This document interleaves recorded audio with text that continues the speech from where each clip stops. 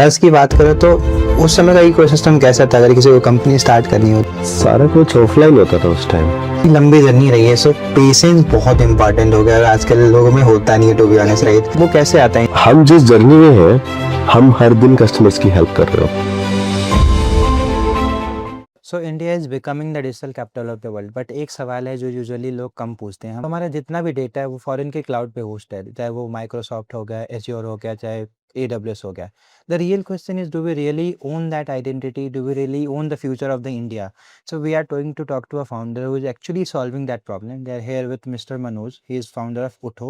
So Utho is basically India's own sovereign cloud platform. So Utho का objective ये है कि जितनी भी इंडियन कंपनीज हैं, जितनी भी इंस्टीट्यूशन है, वो इंडिया के डेटा को इंटरनली सिक्योर कर सके, स्टोर कर सके और स्केल कर सके। सो एक प्रॉब्लम है that is very big. We need to build something from India for the world and our data needs to be secured, क्योंकि डेटा इतना ज़्यादा प्रोड्यूस होता है इंडिया में and we are very much worried about how the data is being used from the foreign countries, and this is the exact problem that he is solving. So yeah, let's talk to him.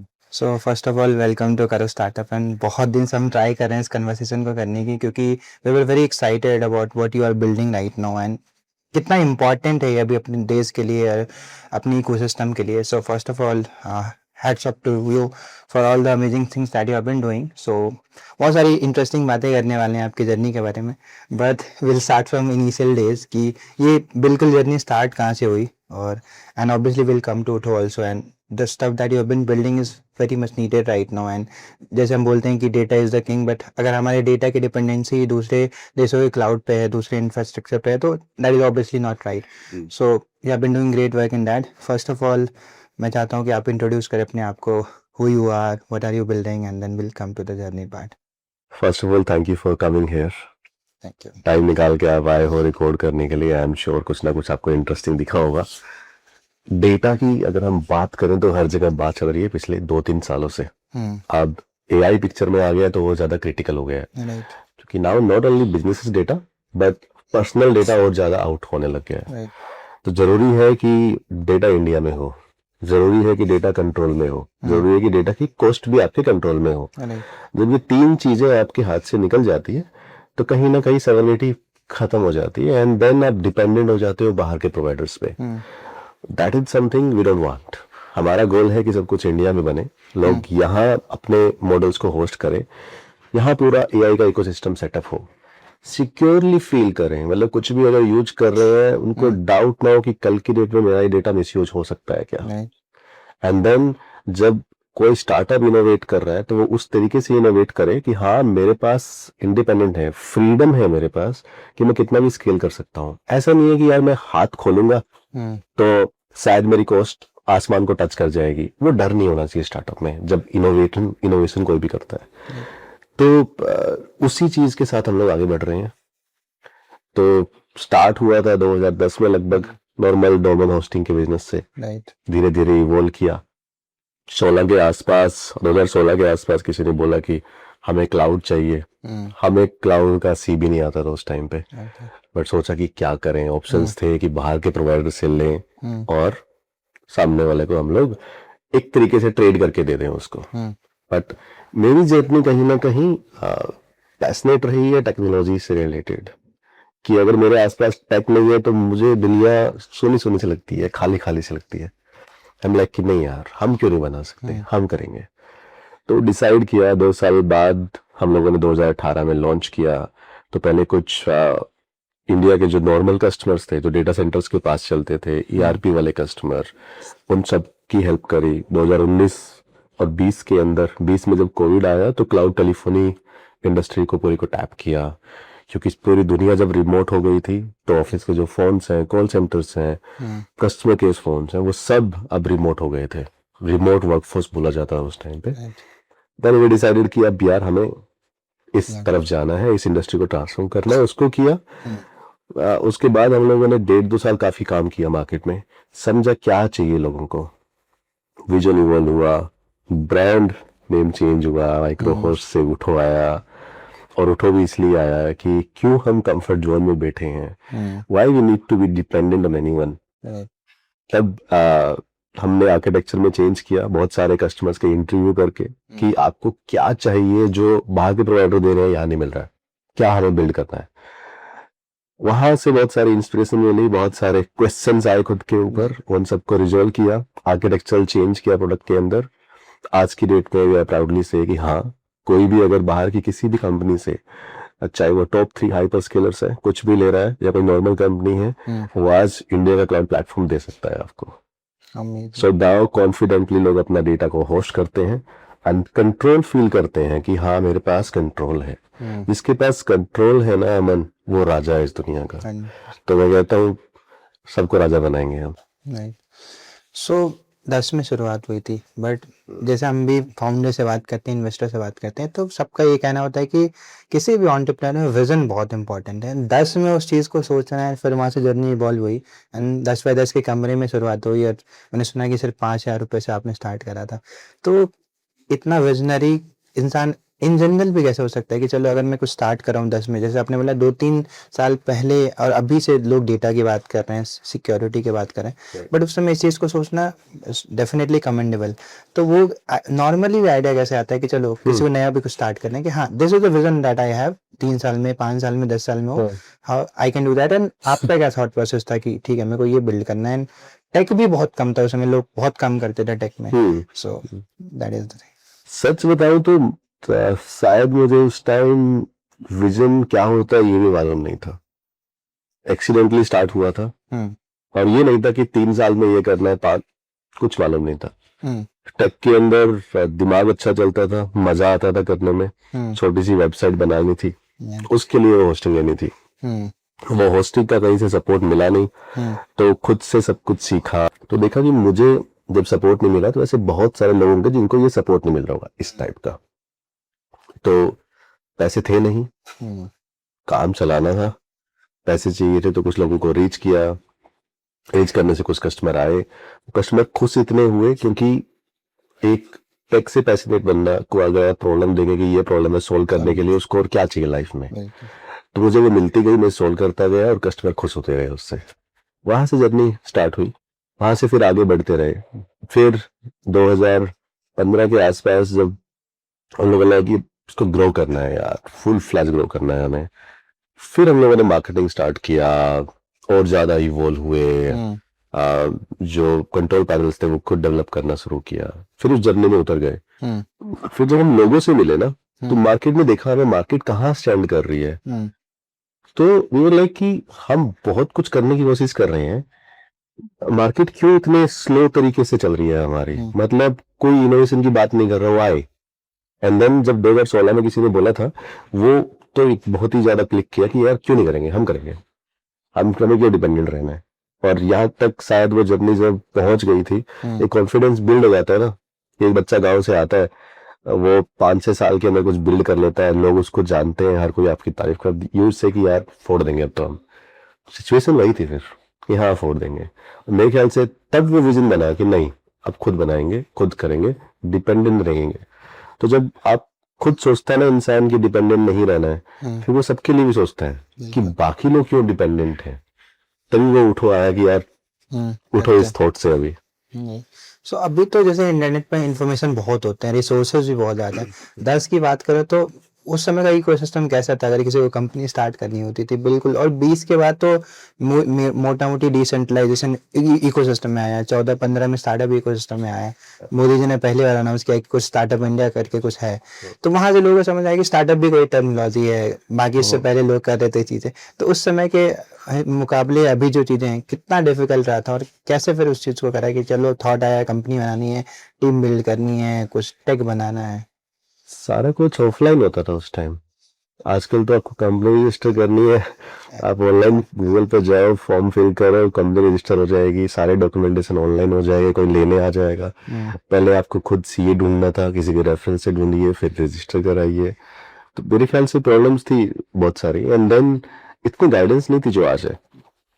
आज आपको कुछ भी चाहिए, आप cloud पे जाइए, chat GPT पे जाइए, आप पूछ लीजिए, गूगल कर लीजिए, आपको 10 लोग सजेशन देने वाले मिल जाएंगे। कॉल करने की जरूरत नहीं है, यूट्यूब पे वीडियो मिल जाएगी उन सजेशंस को लेने के लिए। जैसे आप भी आज रिकॉर्ड कर रहे हैं, तो हम ये फॉर्मेट कैसे स्टार्ट हुआ, यही तो पर्पस है इस फॉर्मेट का, कि लोगों से सीखते हैं फिर लोग। तो आई थिंक नॉलेज जो अब है ना दुनिया में, वो नहीं थी। ये बहुत बड़ा डिफरेंस है। और नॉलेज गैप ही मेरे ख्याल से बहुत बड़ा गेम चेंजर होता है। तो नॉलेज का तो जो गैप है वो फिल हो गया आज की डेट में। इन क्लाउड की बात करें, and this is something that we have faced in our company too, की डिपेंडेंसी ज़्यादा है, पैसे ज़्यादा लगते हैं, एंड सिक्योर भी needed, and everything in is in their control only. So for example 16, 17, 18 में जब आपने सोचा है कि खुद का क्लाउड बनाना है, and that time like few players, 2-3 ही है, right, and they are already dominating the market, क्योंकि अब एक मोनोपोली बन गई है उनके हिसाब से। तो थॉट कैसे आया कि यार इतने बड़े प्लेयर्स को जिनके पास अरबों खरबों में पैसे हैं, एंड मैं अभी इंडिया से वो भी बूटस्ट्रैप होके कैसे कम्पीट करूंगा, कैसे लोगों तक पहुंचूंगा, लोग ट्रस्ट क्यों करेंगे, और पूरा इकोसिस्टम कैसे बिल्ड करूंगा बिना पैसे उठाए या खुद से। तो मुझे लगता है हर किसी इंसान, अच्छे इंसान में है ना कुछ बुरी चीजें भी होती है। तो वो बड़े प्लेयर्स बहुत अच्छे हैं, उन्होंने पूरी इंडस्ट्री बनाई है, आज मिलियंस ऑफ कंपनीज की हेल्प कर रहे हैं, पूरा डेटा वहां होस्ट करते हैं लोग। लेकिन अगर आप उनका पेन पॉइंट सुनेंगे ना लोगों से, वो बहुत बड़ा है। मतलब वो गेन दे रहे हैं बट पेन उससे ज्यादा दे रहे हैं। कॉस्ट से लोग बहुत जूझ रहे हैं। कॉस्ट इज नॉट अबाउट कि वो जस्ट आपके बिल में दिख रही है, जस्ट आपके पीएनएल के अंदर दिख रही है। कॉस्ट दिखती है जब कोई ऑर्गेनाइजेशन किसी एम्प्लॉय को हायर करता है, वो क्वेश्चन आता है कि मेरा ऑलरेडी कॉस्ट इतना जा रहा है, हायर और नॉट। जब एक प्रोजेक्ट चल रहा होता है, उसको अगर 6 महीने से ज्यादा हो गया उसको कंटिन्यू करना है, तब क्वेश्चन आता है कंटिन्यू करें कि ना करें। कंटिन्यू करेंगे तो ये बिल बढ़ता जाएगा। और जब किसी कंपनी में कॉस्ट कटिंग होती है तो ह्यूमंस को सबसे पहले देखा जाता है, तो वहां बहुत बुरा होता है कि चलिए बल्क में ले ऑफ किए जाते हैं। तो ये बहुत सारे चैलेंज है, हिडन चैलेंज है, बिजनेसेस ओपनली नहीं बोलते हैं कि किसी को आगे नहीं बोलेंगे कि मेरे इसमें ये चैलेंज चल रहा है। बट जब हमने इंटरव्यूज किए ना, वो 100+ इंटरव्यूज किए, बहुत कुछ बताया उन्होंने कि एक्चुअल में क्या पेन है। लोगों ने बताया कि कैसे नौकरियां बच सकती है। और फिर अभी कुछ टाइम पहले पुणे की कंपनी ने बताया कि कैसे ओठो से उन्होंने लिया, कॉस्ट कम हुआ, 3-4 महीने के अंदर टारगेट था, कैसे वहां पे ले ऑफ चल रहा था और वो ले ऑफ स्टॉप हो गया। मुझे लग रहा है ये सब चीजें हिम्मत देती है, ये सब चीजें इंस्पायर करती है कि यार इतना अच्छा इम्पैक्ट हो रहा है। तो होता है ना कि एक क्वेश्चन बहुत बार आता है कि क्या ड्राइव करता है फाउंडर्स को। तो अगर आप एक ऐसे मिशन पे हो ना, जो आपको दिख रहा है, जो लोग आपको बता रहे हैं कि यार ये हेल्प हो रही है, उससे ऊपर मेरे ख्याल से ड्राइव करने के लिए कुछ नहीं चाहिए होता। एंड वो सेम चीज फिर टीम के साथ जाती है, वो सेम चीज ड्राइव करती है हर किसी को। अभी हमारा यही होता है कि अगर कोई इंडिया की बात करे, इंडिया में क्लाउड इंफ्रास्ट्रक्चर की बात करे, तो वो बोले कि बेस्ट है। जैसे पहले, आज से 10 साल पहले सोचा जाता था कि यार इंडिया से कुछ होगा तो बेस्ट नहीं होगा, वो हमने चेंज कर दिया है, वो बिलीफ बदल दिया है। एंड ऑब्वियसली मैंने खुद ही आपका काम देखा, तो दैट इज अमेजिंग। तो अभी फॉर एग्जांपल अगर उठो की बात करें, when it comes to technical side, what is something that we are providing और बाकी कंपनी से बेटर है in terms of all the stuff that we are doing in India? Obviously that is the biggest issue, but फिर भी in terms of pricing also कुछ ऐसे features जो आपको लगता है that we are doing best? एक है कि कोई भी हाइपर स्केलर से आएगा, वो हमारे यहाँ से सब कुछ यूज कर पाएगा। मतलब कि हम लोगों ने 100% हाइपर स्केलर्स को बिल्ड नहीं किया इधर। हम लोगों ने अराउंड 20 से 25-30% चीजें क्रिएट की जो वहां पे है, बट वो चीजें ऐसी है जो कि 80% मार्केट को कैटर कर सकती है। तो कोई भी अगर हाइपर स्केलर्स पे कंप्यूट चला रहा है, स्टोरेज चला रहा है, नेटवर्किंग चला रहा है, लेट्स से कोई EC2 इंस्टेंस चला रहा है AWS के ऊपर, आज कोई Azure पे VMs चला रहा है, GCP पे वर्चुअल मशीन चला रहा है, वो यहाँ पे आ सकता है immediately. And this is something कि अगर उसको इंटीग्रेशन करना है लोड बैलेंसर के साथ, उसको अपना VPC पूरा इन्वायरमेंट क्रिएट करना है, सबनेटिंग करनी है, सिक्योरिटी ग्रुप्स यूज करनी है, WAF चाहिए उसको। सबसे इंपॉर्टेंट डेवऑप्स की दुनिया में आज है, टेक की दुनिया में, कुबरनेटिस। किसी को कुबरनेटिस डिप्लॉय करना है, वो कुबरनेटिस मिल जाएगा उसको। तो पूरा एक इकोसिस्टम जो क्लाउड नेटिव टेक्नोलॉजीज के लिए चाहिए, किसी भी डेवऑप्स जो यूज कर रही है कंपनीज, उनके लिए हमारा एनवायरनमेंट रेडी है। वहां हम बिल्कुल अच्छा चेंज कर रहे हैं। कॉस्ट का बहुत ज्यादा फर्क पड़ता है एग्रेस चार्जेस के अंदर, बैंडविड्थ के अंदर। वहां कॉस्ट अराउंड 10 टाइम्स होती है उसी बैंडविड्थ की जिस प्राइस में हम लोग देते हैं। और ऐसा नहीं है कुछ मैजिक कर रहे हैं, इंडिया के टेलीकॉम का जो बैंडविड्थ प्राइस है वो वही है। फर्क ये है कि हम एज इट इज पास करते हैं, क्योंकि we are not into the bandwidth selling part, तो डायरेक्टली जाता है। एंड जो कंप्यूट है वो भी ऑलमोस्ट 60-70% के आसपास कम हो जाता है। रीजन इज कि हम लोगों ने बहुत गलतियों से सीखा जो उन प्रोवाइडर्स ने करी, वो गलतियां हमने नहीं करी। आज के टाइम में बहुत सारे ऐसे प्रोडक्ट नहीं बनाए जिनकी कॉस्ट हमारे ऊपर हैवी हो जाए, तो हम उतना ही बनाते हैं जो मार्केट की हेल्प कर पाए एंड फास्ट हेल्प कर पाए। तो कोई अगर सिक्योरिटी की बात करे, कोई अगर रिलायबिलिटी की बात करे, कोई अगर कॉस्ट की बात करे, स्केलेबिलिटी की बात करे, कंट्रोल की बात करे, उठो वहां पे विन करता है। अमेजिंग। सो अभी जो स्केल है, obviously that is too good, but you have not raise any external funding, right? And मेरा सवाल इसलिए है क्योंकि if you are able to help maybe 500 companies, 1000 enterprises from being bootstrap, जो आप पिछले 10-15 सालों से कर रहे हो, बट सवाल ये है कि अगर आपने पैसे रेज किए होते तो you would have scaled bigger, right? और लोगों तक पहुंच पाते और लोगों की प्रॉब्लम सॉल्व कर पाते। So what is the reason that you have not raise funding? I mean अभी तक हम लोग फाउंडेशन क्रिएट कर रहे थे। ओके। आपकी अगर नींव मजबूत होनी चाहिए, अगर आपको बिल्डिंग लंबी खड़ी करनी है और लंबे टाइम तक चलानी है, अगर वो फाउंडेशन स्ट्रांग नहीं होगी तो फिर वो लंबे टाइम तक चलेगी नहीं।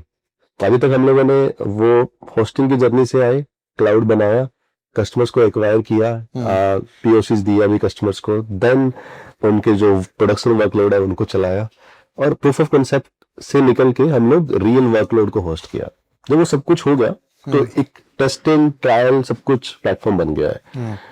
अब जब स्केल करना है ना, now we will go for funding. अभी हम लोग सोच रहे हैं we will go for funding, क्योंकि स्केलेबिलिटी के लिए हमें उस तरफ जाना पड़ेगा। We need more people. अकेला आदमी कुछ नहीं कर सकता, एक अकेली टीम कुछ नहीं कर सकती, तो हमें और टीम चाहिए, और लोग चाहिए, और कनेक्ट चाहिए। जितना ज्यादा हम ब्रॉडर इसको लेके जा पाएंगे उतने ज्यादा स्केल कर पाएंगे। स्केल करने का मतलब ये होगा कि एक जो विजन है ना, कि इंडिया के लोग कंट्रोल देखें, क्लाउड इंफ्रास्ट्रक्चर को कहीं ना कहीं ऐसा ना सोचे कि यार मैं फंस गया हूँ। उनके मन में ये रहना चाहिए कि कल की डेट में अगर उस प्रोवाइडर ने मेरा सर्वर बंद कर दिया तो मैं तो फोन भी नहीं कर सकता, मैं क्या करूंगा, लीगली कितना खेल लूंगा। विद एवरी ऐप बहुत होता है, नयारा के साथ हुआ था। तो विजन वो है बस। तो अगर वो होगा, स्केल होगा, तो हम बहुत बड़े लार्ज लेवल पे इम्पैक्ट डाल पाएंगे। एंड आई थिंक ये राइट अप्रोच है, क्योंकि obviously that comes with experience कि जब आप पैसे भी स्केल करने के लिए उठाते हो, ना कि कंपनी बिल्ड करने के लिए, obviously this is the right time. So इतनी लंबी जर्नी रही है, सो पेशेंस बहुत इंपॉर्टेंट हो गया, और आजकल लोगों में होता नहीं है, टू बी ऑनेस्ट, राइट? हर चीज में तो पैशन है, ड्राइव करता है किसी की प्रॉब्लम सॉल्व करना, बट इतना पेशेंस 10 साल 15 साल से सेम चीजें रखना, हमें पता है कि चीजें करेंगे, obviously that comes with experience, but वो कैसे आता है इंसान में इन जनरल भी कैसे रहे कि यार मेरे को ठीक है सब में चीजें सही से नहीं हो रही है, लेकिन मेरे को पता है करता रहूंगा तो होता है। इतना पेशेंट कैसे होगा नहीं इंसान? देखो, अगर आप इंसान की जर्नी को देखो, इस दुनिया में कोई आता है और सबसे ज्यादा अगर इंसान को हैप्पीनेस मिलती है वो किसी की हेल्प करने से मिलती है। आप कभी भी अगर सड़क पे जा रहे हो, आप किसी को अगर खाना खिला दोगे ना, उस दिन के राजा हो आप। आपको मजा आ जाएगा कि आपने कुछ किया है। तो वो हेल्प है ना, कुछ भी हो सकती है। हम जिस जर्नी में हैं, हम हर दिन कस्टमर्स की हेल्प कर रहे होते हैं। जो कस्टमर वहां फंसे हुए हैं, जो निकलना चाहते हैं, बट उनको कोई चाहिए कि कोई बोले कि आप आ जाओ ना, हम हेल्प करेंगे आपकी, वो चाहिए होता है। तो जब वैसी जर्नी आपकी हो ना, आप कंसिस्टेंटली हेल्प कर रहे हो, आपको दिख रहा है कहीं पे ले ऑफ चल रहा है, वो ले ऑफ रुकवा रहे हो आप, आपको लग रहा है कि ये टेक्नोलॉजी आने वाली है, तो उस टेक्नोलॉजी को बिल्ड करके आप लोगों को दे रहे हो, ना कि उस टेक्नोलॉजी को देने का टाइम निकल गया फिर आप उसको बिल्ड कर रहे हो। तो सबसे अच्छी चीज ये होती है कि राइट टाइम पे right product at right price अगर आपने कर दिया तो सामने वाले की हेल्प हो जाती है। तो मुझे लग रहा है वो जो एक इंसान का एक खुद जीने का पर्पज होता है ना, हैप्पीनेस कहाँ से आती है, वो मेरे ख्याल से यहाँ से मिलती है। तो जब मिलती है तो आपको बहुत जगह देखने की जरूरत नहीं होती। आज के टाइम पे यूट्यूब पे बहुत सारे ऑप्शंस हैं, तो लोग पहले कुछ करेंगे फिर कुछ करेंगे, क्योंकि सेटिस्फेक्शन नहीं मिलती। तो सेटिस्फेक्शन मैंने ये पाया कि जब एक जगह पे आप कंसिस्टेंटली काम करते हो, लंबे टाइम तक काम करते हो, तो फिर आपको अपॉर्चुनिटी आती है वो चीज करने की। सो सबसे टफ पार्ट क्या था पूरी जर्नी में? आपको कुछ ऐसा इंसिडेंट याद हो, ऐसी वाक्य याद हो जो लगा कि यार बहुत डिफिकल्ट हो रहा है, मुश्किल है चीजें करना, कुछ ऐसा? बहुत थे। मुझे याद है 2012-13 के आसपास हमारे पास पैसे नहीं होते थे सर्वर्स को देने के लिए। मतलब आज जो है हमारे यहाँ hundreds of server everyday create होते हैं, एक सर्वर महीने में हमारा चलता था, उसको देने के लिए पैसे नहीं होते थे। कोई सिखाने वाला नहीं था कैसे होगा क्या होगा। रात के 2 बजे भी सर्वर अगर फट जाता था तो खुद गूगल करते थे पहले। तो आज तो एआई मॉडल्स आ गए हैं सोल्यूशन देखने के लिए कैसे होगा। तो आप रात दिन खुद ही देखते हो स्टार्टिंग के फेज में। तो स्टार्टिंग फेज काफी डिफिकल्ट था, मिड लेवल का भी डिफिकल्ट था, एंड देन उसके बाद रहता है जब आप कुछ बना लिया आपने, फिर कस्टमर्स को लाना भी डिफिकल्ट होता है कि ओके आपको ट्रस्ट जीतना है सामने वाले का। कंपनी है, हाँ, तो वो काफी डिफिकल्ट रहता है। बट जर्नी ने ये सिखाया कि कुछ भी आपने बनाया है ना उसको टेस्ट करवा दीजिए पहले आप। तो उस टेस्ट को आज हम बोलते हैं पीओसी, तो हम पहले पीओसी करवा देते हैं आज के टाइम में, तो हेल्प हो जाती है। एंड ओठो जैसे आपने बोला रीब्रांड करा, तो what is the actual meaning of Otho beyond that name change? क्या मतलब है इसका? तो हर कोई है ना कंफर्ट जोन में बैठा होता है, चाहे वो बिजनेस में हो, चाहे वो पर्सनल लाइफ में हो, चाहे वो जॉब में हो, कहीं पे भी हो। एक सर्कल होता है हमारे लोगों को भी अगर आप दिखाओगे, उस लोगों के अंदर बड़ा साइंटिफिकली किया हुआ है, आपका सबकॉन्शियस माइंड इमीडिएटली कैच करेगा उसको। तो उस सर्कल को आप दिखाएंगे, दैट इज योर जोन, जो आज की डेट में इंसान बैठा हुआ है। एंड देन उस सर्कल में से एक रॉकेट की स्पीड से, उस सर्कल की स्पीड से हम कहते हैं कि बाहर निकलना चाहिए इंसान को, वो मैसेज देते हैं। तो अगर आप टेक की दुनिया में देखें ना, ऑलमोस्ट 80% से ज्यादा हमारा इंडिया का डेटा आज बाहर होस्टेड है, बाहर के प्रोवाइडर्स पे होस्टेड है। व्हाई? क्योंकि कंफर्ट जोन है, they don't want to take risk, they don't want कि मुझे माइग्रेशन करना पड़ेगा। अच्छा, बहुत सारा चैलेंज ये होता है कि ये बात मेरे ऊपर तो ना आ जाए। अभी क्या होता है, मान लीजिए AWS डाउन हुआ तो कहते हैं कि AWS डाउन है, कोई क्वेश्चन नहीं करता। तो कहते हैं कि यहाँ कर लो, क्वेश्चन तो नहीं आएगा, और जबकि नहीं आता। जबकि उन प्रोवाइडर्स की अगर हम बात करें, लास्ट के 3 साल के अंदर ही 12-12 घंटे ऐसे डाउन टाइम्स आए हैं। तो वो कंफर्ट जोन जो है ना, वो जो थॉट है कि यार ऐसा होगा तो ऐसा तो नहीं हो जाएगा, या मैं गुड इनफ तो नहीं हूँ, नॉट गुड इनफ की वो आती है कि यार कर पाऊंगा कि नहीं कर पाऊंगा, दैट मैसेज। और हमें ये है कि वो मैसेज हर टीम के सामने होना चाहिए। अगर कुछ कर रही है ना तो उनको वो दिखे, नहीं यार कर सकते हो। जैसे होता है ना अवन की किसी दोस्त को कुछ हो जाता है तो आप कहते हो उठो यार चल कर लेंगे, वो वाला थॉट था प्रॉपर। तो वही हम पूरी इंडस्ट्री को, हर किसी को सेम मैसेज देना चाह रहे हैं कि कभी भी आपको लगता है आप कंफर्ट जोन में हो, कुछ नहीं कर पा रहे हो, हार गए हो, तो वर्ड के अंदर इतनी एनर्जी, इतनी पावर है कि आपको उठा लेगा। अच्छी बात है। सो यूज केस अगर समझें कि अगर मैं एक स्टार्टअप हूँ, अगर मेरा डेटा दूसरे कंपनीज पे या फॉरेन क्लाउड पे होस्टेड है, तो what is the risk that I will be having in general term? Risk है कि अगर आपने डिफाइन किया है कि 2-3 साल आप किसी मॉडल को ट्रेन करेंगे या होस्ट करेंगे, इन्फ्लुएंसिंग भी कर रहे हैं एंड बहुत बड़ा कुछ बिल्ड कर रहे हैं, यू नेवर नो किस वजह से कल की डेट में कोई सेंसर लग जाए किसी भी कंट्री के ऊपर, आपके अकाउंट को लॉक कर दिया जाए, सस्पेंड कर दिया जाए, सर्विसेज रातों रात। मान लीजिए आपको बोला जाए कि आपके पास 3 दिन का टाइम है, आप अपना डेटा निकालिए, होस्ट कीजिए कहीं पे भी, आप क्या करेंगे? सारे कस्टमर्स होस्टेड है, पूरा प्रोडक्शन चल रहा होता है, $1 मिलियन कंपनी मान लीजिए आपकी पहुंच गई, that is a big risk. And जितनी बड़ी कंपनी होती जाएगी उतना बड़ा रिस्क आपका बढ़ता जाएगा। और ये $1 बिलियन कंपनी के साथ हुआ है, तभी मैं बोल रहा हूँ। तो ये बहुत बड़ा रिस्क है।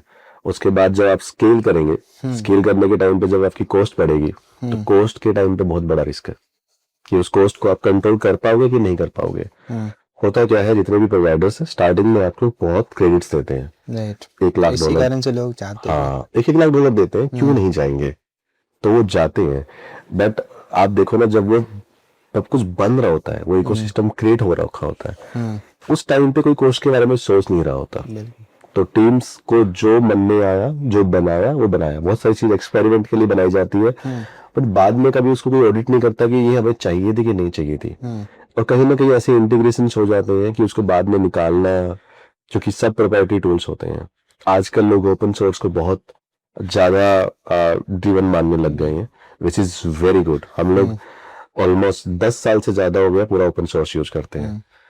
तो आजकल जो ये बढ़ रहा है अच्छा हो रहा है, लेकिन बट अगर रिस्क के ऊपर वापस से मैं आऊं तो डेटा कंट्रोल, कॉस्ट का कंट्रोल एंड आपका सॉवरेनिटी, कि आपका कल की डेट में कोई डेटा लोक ना कर दे, उसके पास जो लोकल लॉज है वो एप्लीकेबल होंगे कि नहीं होंगे, वो देखना बहुत इंपॉर्टेंट है। अगर वो नहीं देखा तो शायद सालों की मेहनत खराब हो जाएगी।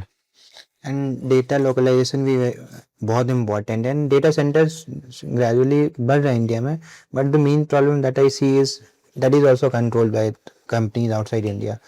एंड गवर्नमेंट को भी मेरे को लगता है कि अगर हम इतनी डेटा की बात करते हैं, नॉट इवन कंपनीज की डेटा तो बहुत छोटी चीज़ हो गई, मुझे लगता है गवर्नमेंट्स के कितने सारे डेटा हैं, सरकारी चीज़ें सब बाहर की कंट्रीज कंट्रोल करती हैं। So as a government what exactly they are doing, and data centers जो खुल रहे हैं चाहे वो गूगल का है, अमेजन का है, आपका क्या थॉट है उस चीज़ को लेके कि, और even as a infrastructure, even as a country हम क्या बेटर कर सकते हैं in terms of encouraging people like you, ताकि हम डेटा खुद में ही रखें। That is a problem that everyone knows, सरकार को भी पता है, लेकिन फिर भी वो खुद भी वही काम करती है। करेक्ट। सो अगर आप देखेंगे आने वाले 5 साल में AWS और गूगल और माइक्रोसॉफ्ट बड़े बड़े डेटा सेंटर्स ऑलरेडी बनाने शुरू कर दिए हैं। क्यों? उनको दिख रहा है India is safest location, first of all, जितने भी वॉर्स चल रहे हैं उसके अकॉर्डिंग बहुत सेफेस्ट जोन है। दूसरा, हमारी जो पॉपुलेशन है आई बिलीव सेकंड और थर्ड लार्जेस्ट इंटरनेट यूजर्स है, सो उनको पोटेंशियल बहुत बड़ा दिख रहा है। गवर्नमेंट हमारी हमेशा बात करती है 780 की, 780 लेके आइए, लोकल यूज कीजिए, बट जब हम बात करते हैं ना कि ओके गवर्नमेंट कर क्या रही है ऑर्गेनाइजेशंस के लिए, हमारा एक सबसे बड़ी प्रॉब्लम है, हम बोलते तो हैं बट जब हम ग्राउंड रियलिटी चेक करते हैं तो वहां हम देखते हैं कि उन प्रोवाइडर्स को अगर सपोर्ट करने के लिए कोई पॉलिसी की बात करें, बहुत टाइम लगता है वो चीजें बनाने में, वो आपका मैसेज पहुंचाने में गवर्नमेंट तक बहुत टाइम लगता है आपको। हमारी जो पॉलिसी है वो इतनी हार्ड है, इतनी टाइट है, क्योंकि वो उन प्रोवाइडर्स के लिए बनाई गई है। आज के टाइम में अगर आप इंडिया में इतने टेंडर्स ओपन होते हैं, अगर आप देखेंगे ना उन टेंडर्स की रिक्वायरमेंट देखेंगे, उनका RFPs देखेंगे, डायरेक्टली मेंशन होता है कि AWS का मुझे ये चाहिए, GCP का मुझे ये चाहिए। मतलब वाई? इंडियन टेंडर है, इंडियन गवर्नमेंट में किसी भी PSU के थ्रू जा रहा है, कैसे भी जा रहा है, उन टर्म्स को हटाइए। अभी हम लोगों ने काम किया है उसके ऊपर, देयर आर सम ऑर्गेनाइजेशन जिसके थ्रू हम लोग जाके ये चीजें करवा रहे हैं कि आपको ये हटाना होगा। आप सीधा लिखिए वर्चुअल मशीन चाहिए, सीधा लिखिए ये वाली कॉन्फ़िगरेशन का हमें ये वाला आर्किटेक्चर का टेक्निकल रिक्वायरमेंट है। करना शुरू किया है बट बहुत एफर्ट्स है, बहुत टाइम जा रहा है। तो हमें लगता है कि जब गवर्नमेंट बात करती है कि स्वदेशी अपनाओ, तो फिर आपको उसके ऊपर काम करना पड़ेगा, ग्राउंड में उतर के वो चीजें करनी पड़ेगी। प्रोवाइडर से जाके पूछना होगा क्या आपको चाहिए, क्या हम ऐसा करें पॉलिसी के अंदर कि आप कहो कि आपके लिए द्वार खुल गए हैं। बहुत टाइट है, तो उसको ठीक करने की जरूरत है। एंड इंडिया में फ्रीबीज की आदत है, वो हर सेक्टर में होता है, चाहे आप वोट देने जाओ तब मिलते हैं, और इसमें भी जैसे आपने बोला क्रेडिट मिलता है, obviously people go for that part only, but लोगों की कितनी गलती है। हम स्वदेशी बोलते हैं कि इंडिया में डेटा की दिक्कत है या और भी जो प्रॉब्लम्स हो रही हैं, सो एज अ इंडिविजुअल और एज अ ऑर्गेनाइजेशन हम कितने रिस्पॉन्सिबल हैं इस चीज़ को लेके कि हम अपने देश के कंपनीज को सपोर्ट नहीं कर पा रहे हैं, and we are just using other people's cloud है ना। डिफिकल्ट होता है एक, अगर मैं इंसान को समझूं तो इंसान क्या होता है ना, एग्जाम्पल से चीजें देखता है, एग्जाम्पल से जिंदगी जीता है। तो वो क्या करता है कि अगर मान लीजिए आपने वहां से सर्विस ली एंड कहीं ना कहीं वो सर्विस फेल हो गई, और फिर आपने उनको बताया कि यार मैंने वहां से सर्विस ली थी, फेल हो गई, हायर चांसेस आर कि वो वहां से सर्विस नहीं लेगा। अगर आपने आपकी लाइन में ये ऐड किया कि ओके अब मैं इंडियन प्रोवाइडर के पास चला गया, मेरा सब कुछ सेट हो गया, वो वहां से सर्विस नहीं लेगा, वो 10 लोगों को और बताएगा अगर कोई उससे पूछेगा। तो ये एग्जाम्पल्स नहीं थे हमारे पास पहले, अब एग्जाम्पल्स हैं। तो एग्जाम्पल कम है बट हैं, बन रहे हैं। गवर्नमेंट भी जिस तरीके से, चाहे वो PR है, चाहे वो सिर्फ बोलने के लिए एक बार बोल दिया कि हाँ यहाँ का यूज करो, बट बोल तो रहे हैं, तो इम्पैक्ट करता है कहीं ना कहीं पे। तो पहले नहीं था, अब थोड़ा लोग करने लग गए हैं कि नहीं यार यहाँ का यूज कर लेते हैं। बट मुझे लग रहा है बड़ी बड़ी जो ऑर्गेनाइजेशंस हैं, बड़े बड़े जो कॉर्पोरेट्स हैं, उनको आगे आना चाहिए, उनको एग्जाम्पल सेट करना चाहिए कि देखो हमारा डेटा इंडिया में होस्टेड है, इंडियन प्रोवाइडर के पास होस्टेड है। जब ऐसी 100 केस स्टडी आ जाएगी ना इंडिया में, तो लोगों का कॉन्फिडेंस बढ़ेगा, and then people will start कि हाँ यार मैं इंडिया में ही करूंगा, मैं सारा इंडियन ही खरीदूंगा। सो इंडिया का जो क्लाउड इंफ्रास्ट्रक्चर है अगले डिकेड में कैसे देखते हो, कहाँ देखते हो फिर एग्जैक्टली हेडिंग? अगले डेकेड के लिए तो बहुत कुछ चेंज हो जाएगा, ये दुनिया बदल जाएगी, बिल्कुल बदल जाएगी। अगले 3 साल, बहुत ज्यादा टाइम बोल रहा हूँ, 3 साल के अंदर अगर आप आज का स्टैट देखो ना, तो जो नॉर्मल लोग हैं, नॉर्मल बिजनेसेस हैं, वो एआई ज्यादा अडॉप्ट किया नहीं है उन्होंने। अभी जो हॉबीज है ना, जिनको टेक के अंदर मजा आता है, कुछ करना है, सीखना है नया क्या है, सिर्फ वो लोग कर रहे हैं। या जो लार्ज इंटरप्राइजेस है, जिनको रिस्क दिख रहा है कि अगर हमने नहीं किया एआई को यूज तो हमें रिस्क क्या है, उन लोगों ने अडॉप्ट किया है। बट जिस स्पीड से एआई बढ़ रहा है और जिस स्पीड से अभी डेटा सेंटर लगने शुरू हुए हैं, आपको बहुत सारे डेटा सेंटर्स दिखने के शुरू होंगे इंडिया के अंदर। तो जो लोग आज ऑनलाइन डेटा नहीं डालना चाह रहे या अभी तक नहीं डाला, वो डालना शुरू कर देंगे। सबसे बड़ा शिफ्ट ये आएगा। 780 पिछले 3-4 साल से चल रही है, अब पीक पे आ गई है। जो हम कह रहे हैं ना, एग्जाम्पल सेट होने चाहिए। सो मुझे लग रहा है अगले 3 साल में लोग आएंगे, बड़े इंटरप्राइजेस आएंगे जो बोलेंगे कि हाँ हमने अब इंडिया में होस्ट किया है, आप यहाँ होस्ट करो। लोग खुद एग्जाम्पल देंगे, लोगों को ना प्राउड फील होने लग जाएगा। तो सारा इन्वायरमेंट जो उनका बाहर चल रहा है आज के टाइम में, वो पूरा वर्कलोड इंडिया में होस्ट करने लग जाएंगे। मुझे लग रहा है आज 80% अगर बाहर के प्रोवाइडर्स के पास है, मुझे लग रहा है कहीं ना कहीं 40% के आसपास तक इंडिया में आ जाएगा 1 डेकेड की अगर आप बात करो तो। I think this is a very valid question. अगर किसी कंपनी में एम्प्लॉयज है 10,000, 50,000 और 5,000 है, अगर वो खुद नहीं आ रहे हैं, खुद इंडियन क्लाउड यूज नहीं कर पा रहे हैं, सो हम फिर एक्सपेक्ट नहीं कर सकते हैं छोटी कंपनी से। And definitely you said it right कि उनको खुद आके एंड वो एग्जांपल सेट करना चाहिए। So do you want to name few companies those who are already using? And मैं नेम नहीं लूंगा, बट इंडिया की जो जानी मानी जो आपके लिए कंपनी खुद अभी आपके साथ काम कर रही है कुछ। अच्छा, जो काम कर रहे हैं, बहुत सारी कंपनी है। एक्जोडल है, बहुत लार्ज कंपनी है और क्लाउड टेलीफोनी में, जो कि मेरे ख्याल से ऑलमोस्ट 50% से ज्यादा जो टेलीफोनिक वर्कलोड है, चाहे वो एआई कॉल्स का वर्कलोड है, चाहे वो नॉर्मल्स है, जितने भी कॉल सेंटर्स है, जितने भी बैंक्स हैं, सब ऑपरेट करते हैं। तो हमारे पास ऐसे बहुत सारे कस्टमर चल रहे हैं आज।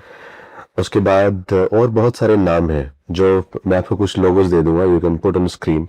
कौन ऐसे लोग हैं जो हमारे साथ यूज कर रहे हैं, जिन्होंने एक्चुअल में वर्कलोड को टेस्ट किया, यूज किया, and now they are proud कि हाँ हम इंडिया से यूज कर रहे हैं। Now they are fully controlled.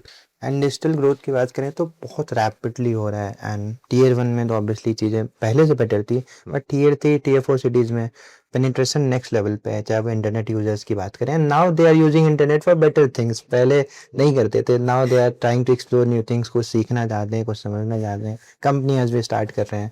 So how do you see this people contributing in digital growth, चाहे वो क्लाउड के लिए हो, चाहे नॉर्मल इन जनरल हम बात करें? मेरे ख्याल से जो कोई लोग एक्सप्लोर करना चाह रहे हैं चीज़ों को, अच्छा ही होता है यार। क्योंकि जब 1000 लोग कुछ एक्सप्लोर कर रहे होते हैं ना, उसमें से 2-4 लोग ऐसे निकल जाते हैं तो बड़े लेवल पे इनोवेशन कर जाते हैं कुछ ना कुछ। तो वो हर कंट्री के लिए, हर इन्वायरमेंट के लिए, आसपास जो लोग होते हैं उनके लिए बहुत इंस्पायरिंग चीज होती है।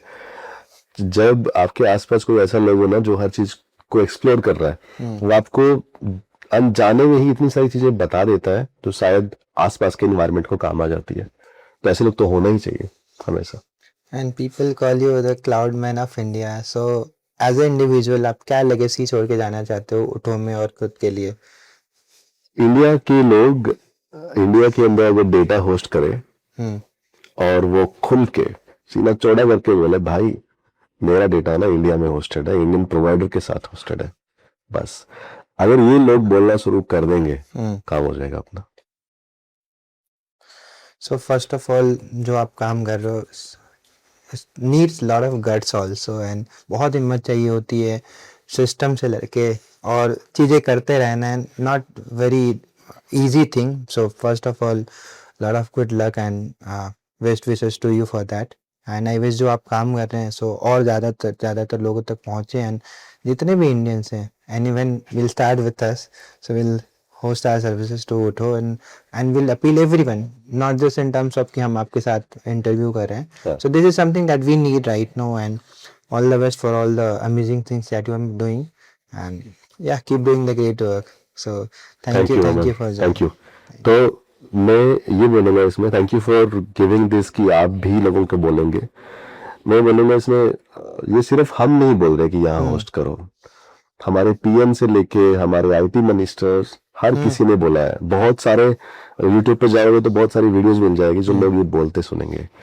बस आपको ना वो गट्स दिखाने हैं कि हाँ यार मुझे करना है, मुझे चांस लेना है, इस कंट्री के लिए करना है, अपनी ऑर्गेनाइजेशन के लिए करना है। क्योंकि जब कोई भी सेंसर लगेगा, कुछ भी होगा, आपका डेटा लॉक होगा या आपका स्टार्टअप स्केल करेगा, कॉस्ट अप जाएगी, वो स्टार्टअप एक है ना ड्रीम लेके आते हैं, उसका एक सपने होते हैं। जब वो ड्रीम टूटता है ना, वो किसी को अच्छा नहीं लगता। तो आप कहीं ना कहीं अपने स्टार्टअप की, अपने इंटरप्राइज, इनकी हेल्प तो करेंगे ही करेंगे, बट उसके साथ में कंट्री की हेल्प होगी। अगर आज हम इंडिपेंडेंट होते तो हम कोई भी डिसीजन ले सकते थे। 80% से ज्यादा इकोनॉमी, डिजिटल इकोनॉमी हमारे कंट्रोल में नहीं है, हम कुछ नहीं कर सकते उसके लिए। So thank you for doing this. Thank you. और मैं सबको यही बोलूंगा कि अगर आप किसी भी फॉरेन प्रोवाइडर से कोई भी ऐसी सर्विस यूज कर रहे हो, try to use Indian product, not only hosting, not only cloud, not only AI products, कुछ भी जो इंडिया में बन रहा है उसको कंज्यूम करके देखो। Give feedback to that particular provider. I am sure पहले के और आज के जमाने में बहुत फर्क है। लोग सुनते हैं, लोग सुनने के लिए रेडी है कि आपको क्या चाहिए, और करके देखिए। I am sure you will proud to use Indian products.